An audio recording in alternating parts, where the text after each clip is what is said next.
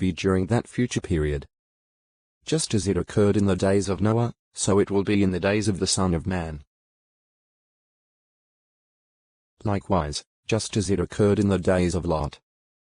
They were eating, they were drinking, they were buying, they were selling, they were planting, they were building. But on the day that Lot went out of Sodom, it rained fire and sulfur from heaven and destroyed them all. It will be the same on that day, when the Son of Man is revealed.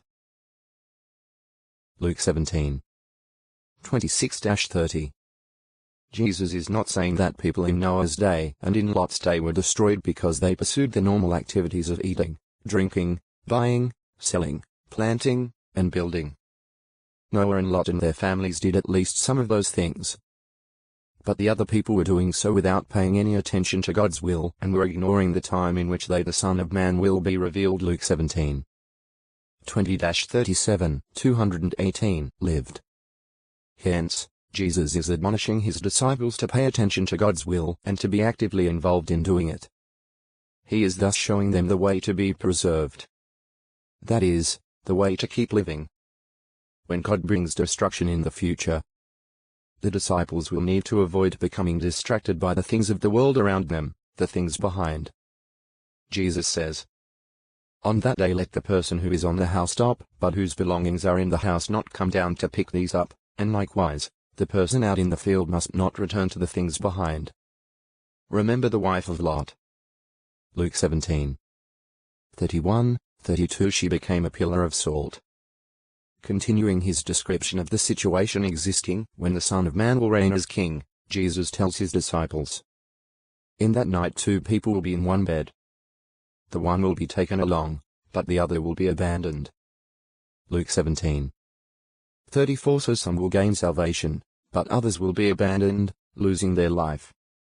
The disciples ask, "Where, Lord?" Jesus responds, "Where the body is, there also the eagles will be gathered together." Luke 17. 37. Yes, some will be like far-sighted eagles.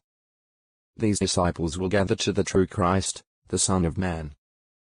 At that future time, Jesus will provide his disciples with life-saving truth for those having faith. The kingdom is in their midst. What will it be like when Jesus is revealed? How is the kingdom in the midst of the Pharisees? In what way will Christ's presence be like lightning? Why will Jesus' disciples need to be alert when the Son of Man comes? 93. Jesus has already told his disciples an illustration about being persistent in prayer. Luke 11. 5-13. He may now be in Samaria or in Galilee, and he again emphasizes the need not to give up in praying. He does so with this further illustration. In a certain city there was a judge who had no fear of God and no respect for man. There was also a widow in that city who kept going to him and saying, "See that I get justice from my legal opponent." Well, for a while he was unwilling, but afterward he said to himself, "Although I do not fear God or respect any man, because this widow keeps making me trouble, I will see that she gets justice so that she will not keep coming and wearing me out with her demand." Luke 18. 2-5. As to the application, Jesus says, "Hear what the judge, although unrighteous, said. Certainly, then, will not God cause justice to be done for his chosen ones who cry out to him day and night, while he is patient toward them?" Luke 18. 6-7. What is Jesus thus indicating about his Father? Jesus certainly does not mean that Jehovah God is in any way like the unrighteous judge. His point involves a contrast. If even an unrighteous human judge will respond to persistent entreaties, God unquestionably will do so. He is righteous and good and will answer if his people do not give up in praying. We can see that from what Jesus adds. I tell you, God will cause justice to be done to them speedily.